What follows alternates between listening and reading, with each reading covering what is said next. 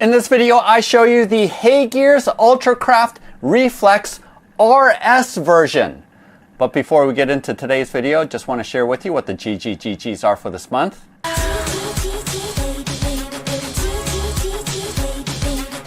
Each month, Bob the Beholder picks some of my Patreon supporters to receive gratitude gifts. And for this month of September of 2024, we have this deluxe storage box and most of the sleeves for Primal the Awakening. We have a pledge for the Cosmic Conquest campaign on GameFound. We have $100 going towards a crowdfunding campaign, which my Patreon supporters are voting upon. But this printer is actually one of the gratitude gifts for this month.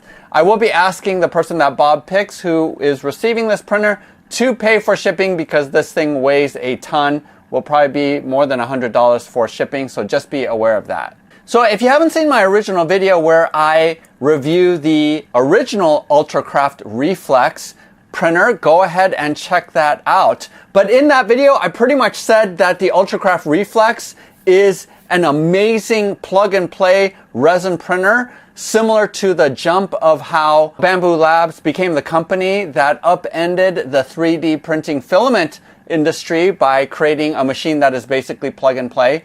In the same way, HeyGears created the UltraCraft Reflex that I think is industry changing, where it is true plug and play.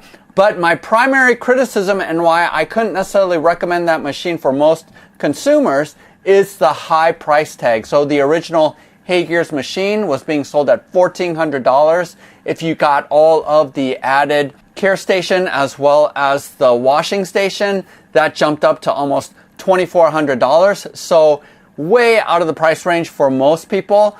And if HeyGears was able to bring that price down, then I could more fully commit to recommending their printer. And they have answered that call. So now with this new version, the RS version, they have reduced the price down, and I'm going to right off the bat share the price. And the naming convention is going to be a little bit confusing because both of them are the UltraCraft Reflex, but the new version is the RS version. Not quite sure what RS means, but there's the first version, the original UltraCraft Reflex, and then now the UltraCraft Reflex RS. Sorry if that's confusing while I go through my review. They also continue to come out with new resins, and I'm happy to say also there has been a drop in price there as well. But I'm going to go ahead and start off with pricing, and then I'm going to go to quality of the prints, and then I'm going to go to what my recommendations are about whether or not this is a printer that you want to get. But let's go ahead and go with the pricing. So again, the original was $1,400. This thing is going to retail for $1,000. So $400 less, almost a third less to buy this printer than the original, which I think is a good move on HeyGears' part to make this $1,000. One of the major differences is that the RS doesn't come with automatic resin heating. So that's an add-on that you have to buy, and that's going to cost you another $200. But one of the things that is different and I think better about the resin heating in this machine as opposed to the original HeyGears is the original HeyGears heated it up from internally down here at the base, and the heat would rise up into the vat plate, and that's what would heat it up. But actually the metal encasing, that is the vat of the resin tank, is what heats up. And that's much more efficient to heat this up rather than the internal insides of the machines. And even though I wish that it wasn't an add-on that you had to buy extra, I actually think there's greater efficiency by making the heats be part of the vat. And really, I do recommend getting the heater because one of the biggest differences in print quality and variation and fluctuations in print quality is inconsistent temperature of your resins. And if you're in a cold area like I live in St. Louis where the winter time gets really cold, that difference of maybe 5 or 10 degrees Celsius makes a huge difference on the quality of your prints, and you're more likely to get failed prints. So for me, I think that having a heated resin printer is now a non-negotiable in my department just because it affords consistency. And I definitely think it's worth the money, the $200, to get the heated vat as part of your purchase, whereas all of the other accessories I think are optional, and in fact I would dissuade you from doing that because they're pretty expensive. Now, if you think $1,200 for this machine is only $200 off of the regular UltraCraft Reflex, that's true, it isn't that much of a price differential. Go ahead and spend that extra $200 to get the higher quality build, because the UltraCraft Reflex Original is all metal parts, machined. It's built like a tank, but here they're cutting costs by having some injection molded plastic, whereas the other one has metal parts. So the quality does dip down, but in order to make it a lower price point, they had to do that. I will say though that the feel of the quality of this machine is better than most of the other resin machines that are out there that are selling for $600 to $800. But in this case, it can be argued that only paying $200 more to get a built-in heater to get all of the quality of the original might be worth it. But the reason why I would say jump in now and purchase this now, because they're having an early bird sale. So it's going to be discounted until October 4th, where this machine is going to be $200 off and the heated vat is going to be $30 off. So total, you can get this entire machine with the heated vat for less than $1,000. And additionally, I would say to buy some resin, 2 bottles of resin. And I will suggest right now, just go ahead and bite the bullet and buy 1 bottle of PARP 10 for $45, because this is what you slip into the machine so that it automatically feeds into the vat. But HeyGears is just announced that they're going to come out with a cheaper version of the PARP 10, which is my go-to resin right now because it combines flexibility and toughness as well as detail on your models. I think it's their best go-to miniature resin aside from the PAP 10, which is a step up in quality, but it's going to be more expensive. So go ahead and buy this bottle for $45 and then buy the refill bottles that is shaped differently. It's going to cost $33 for what's now being called PAS 10, PAS 10. And it's the exact same resin as the PARP 10, but it's in a smaller bottle. And what I would do is after you buy this bottle and you go through this resin, just use the PAS 10 and pour it in here. So you continue to use this bottle so that you can slip it in the back and have it automatically feed. They're saving money by not having so much plastic, having this shape of a container, and you're having more of a regular bottle of resin. And at $33, even though it's a little bit more pricey than I would say Sunlu, which is my go-to for my GK2, the ease and use that you're getting out of this machine finally is at a price point that is pretty normal. Not only that, if you use during the early bird special while everything is on sale, you can use my link below to get $50 off automatically off of your purchase for this printer. So if we add this up, we have $800 for the printer, we have $170 for the heated vat, we have $45 for this bottle to get you started, and then $33 for the PAS 10 refill. And from this point on, just buy the PAS 10 over and over again and refill with just this 1 bottle.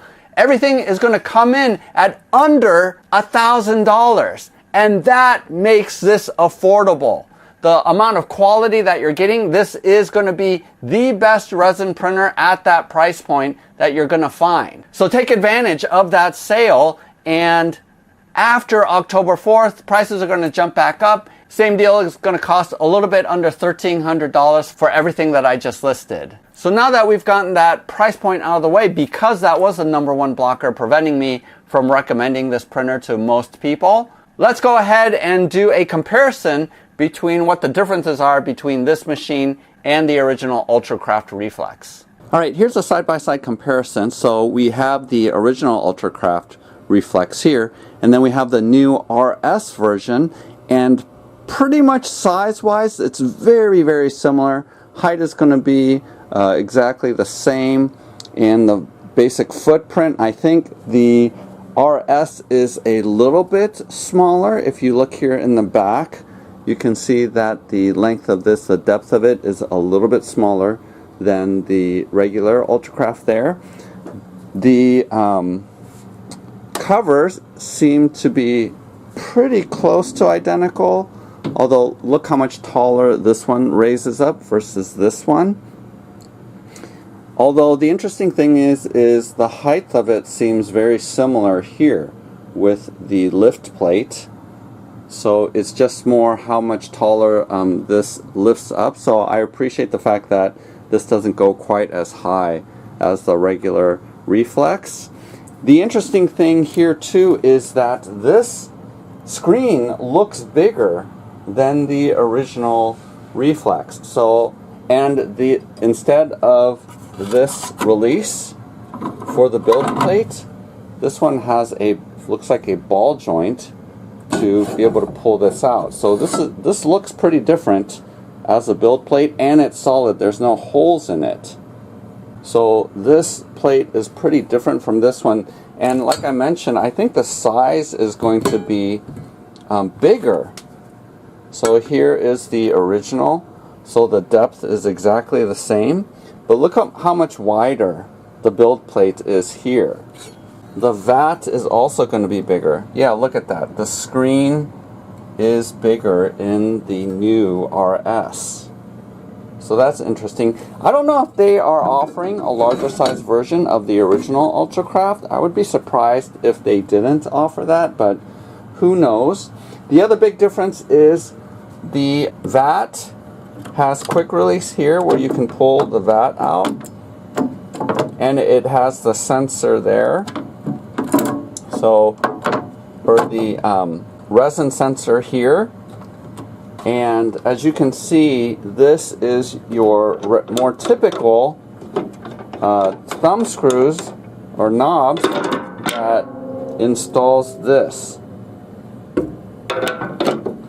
So you're losing a little bit of the ease of the quick release here on the regular Reflex. So that's going to be different, but the volume definitely is different, because look here, max volume is 750 milliliters, whereas the max volume here is 900.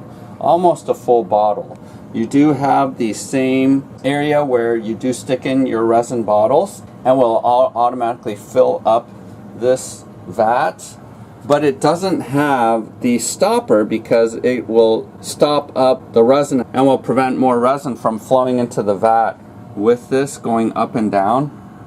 So there is nothing, this will always be full because there's nothing that regulates the amount of resin that goes in here. It's not going to spill out, but it doesn't have some of the same features as over here. Another difference is that the plug for the machine power plug is right here. I do want to state really quickly that it does have the connectors for the pulsing module that I do have attached to my regular Reflex. I am not going to attach because you do need to replace your vat if you do use the pulsing module, but the pulsing module does work on the RS. And then the interface here does look different than the interface over here. This screen is bigger and larger, and as you notice, the default looks different here. It's saying abnormal because I haven't installed any of the resin yet, but for the most part, those are the differences. So let's go ahead and put in some resin and make our first print.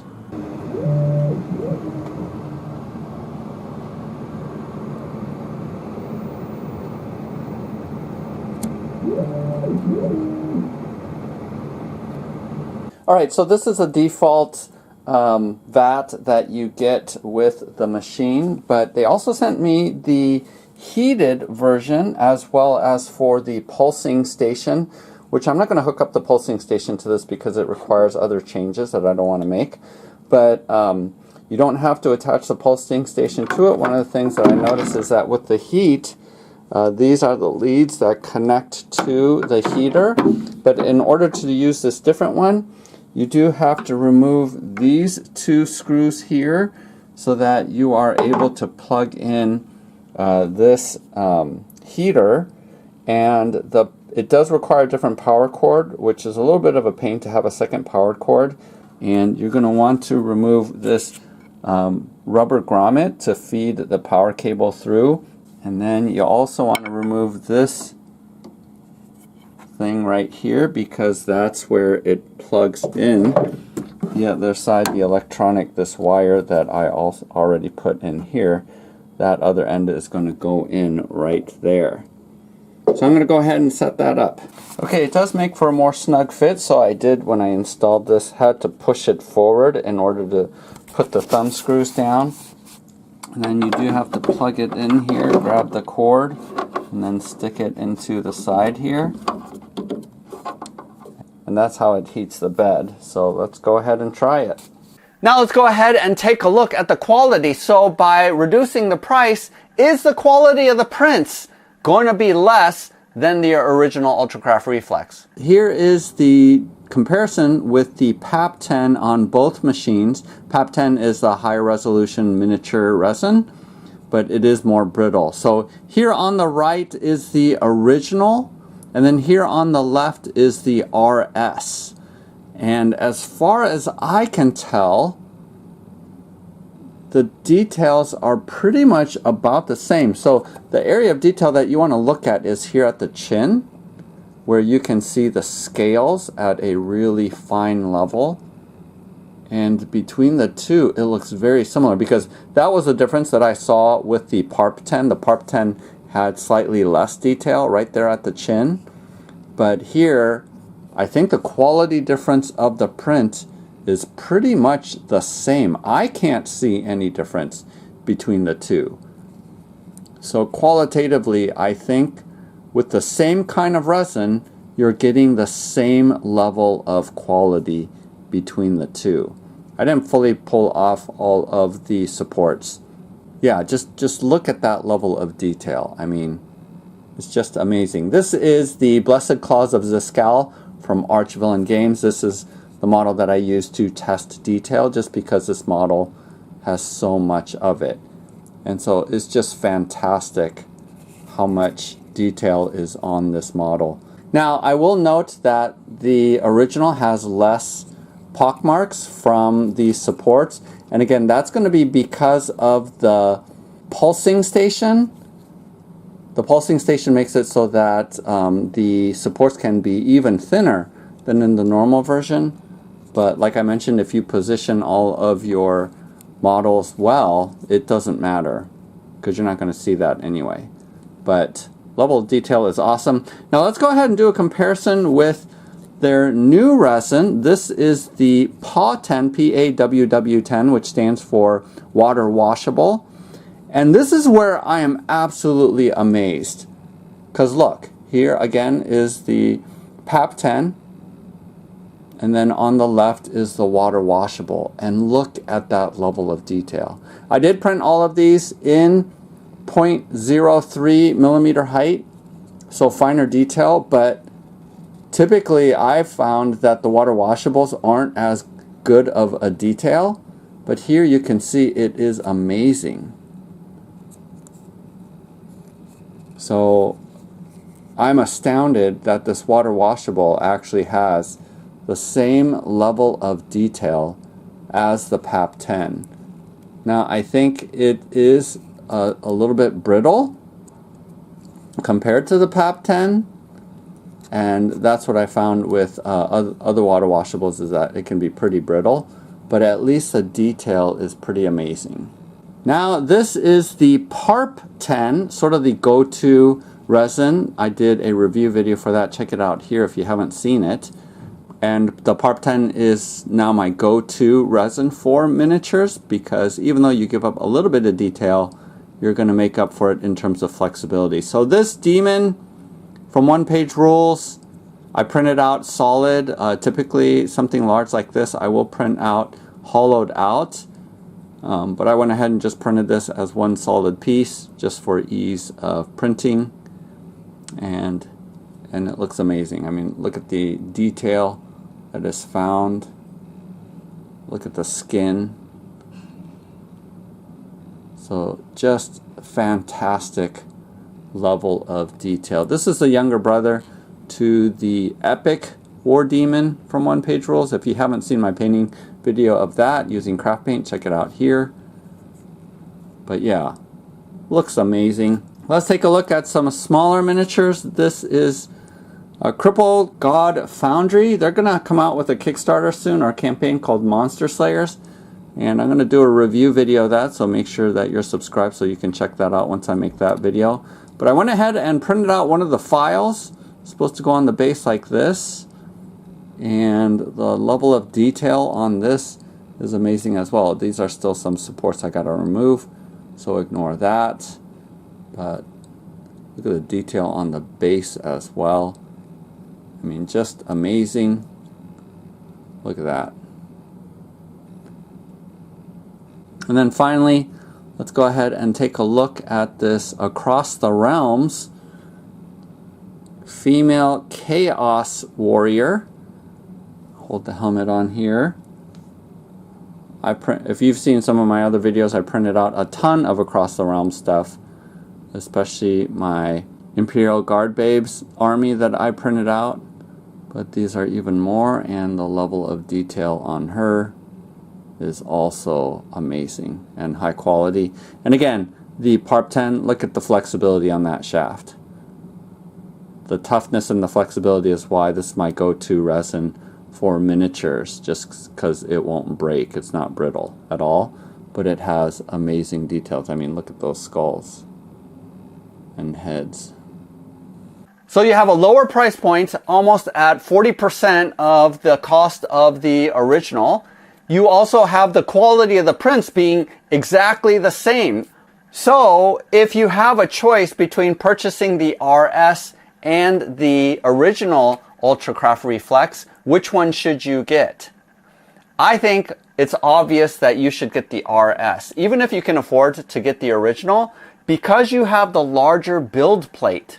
That alone, and the more efficient heating with the vat, that alone makes it sort of that HeyGears has outcompeted their original machine. There really isn't that much of a reason to get the original UltraCraft Reflex, especially at a higher price point, even if it's $200 more just to get that heater built in. I don't think it's worth it. I think having the larger build volume makes it more worth it to get the RS. Now, larger build volume isn't an issue for me, and that's why I'm keeping the original. And because I use that a lot more, I wanted the giveaway to be a newer machine, and that's why I am giving away the RS to one of my Patreon supporters. But if I was purchasing one of these machines, then at this point, I would be getting the RS and not the original. The other feature that is different with this is that this truly did start within 15 minutes. I didn't have any of the issues of needing to turn it off and on, half a dozen times with this machine. I turned it on, found my Wi-Fi, and got online right away. And so the machine was really up and running within 15 minutes. And that advertisement really is true. If size is an issue and you are printing out larger things, then you're going to be looking at some of the larger machines. Even the GK3 has a larger print bed. The price point of that is $1,200. I think the features that are found that automates everything and makes it super easy, that you don't have to mess with any of the settings with the Reflex, makes it well worth the price point that it's at, even at the full price point of $1,200 with everything that you see here. The regular price, I think it's worth it. It beats out the GK3 for me, but then again, I don't need that huge of a build plate as the GK3 has over the RS. And if water washable resin is your thing, then I definitely think that the PAW 10 resin, it just blows me away, the quality that you can get on this resin. And I've steered away from water washables because I found the quality to be a lot less. But I definitely can say that the HeyGears water washable resin that they just came out with definitely is of amazing quality. Now, it is more expensive. I would suggest to you to go ahead and just get the PARP 10 or the PAS 10. I definitely think that resin is the way to go in terms of durability and detail. But if you really don't want to mess with IPA, then PAW 10 resin is some of the best that I know of in terms of water washables. So conclusion is, the UltraCraft Reflex RS receives the Gaming Geek stamp of approval. Finally, the price has come down to a spot that, even though it is still high tier, fairly expensive resin printer, the ease that you have, the fact that you don't have to mess with the settings at all, the fact that the price of the resin has come down to an affordable level, all of those things, HeyGears has responded to all of our criticisms as reviewers and has made it affordable. And that is the #1 barrier from the past that kept me from recommending this printer. But now with that change, I can heartily recommend this printer. And I know one of you is going to be super excited when Bob picks you to receive this printer and you try it out and see how easy it is to come out with really great prints. You're going to agree as well. I know many of you, the fact that it has proprietary resin, that's going to be a solid no for you. That's perfectly fine. I still have my GK2 to be able to use different off-brand resins from HeyGears, and that's perfectly fine. But if you really want a true plug and play, this is the machine to get. Hopefully other companies will follow the lead of HeyGears and make resin printing a much easier and streamlined process. So again, just like Bamboo Labs did that for filament printing, I'm hoping that HeyGears is leading the way. And kudos to them. Thank you, HeyGears, for sending me this machine. As one of my lucky Patreon supporters, will be receiving this at the end of the month. Go ahead and use the link below to go to my Patreon page where you can get a chance for only $1 to be chosen by Bob at the end of this month to receive not only this machine, but all of the other GGGGs for the month. Happy printing. We'll see you next time.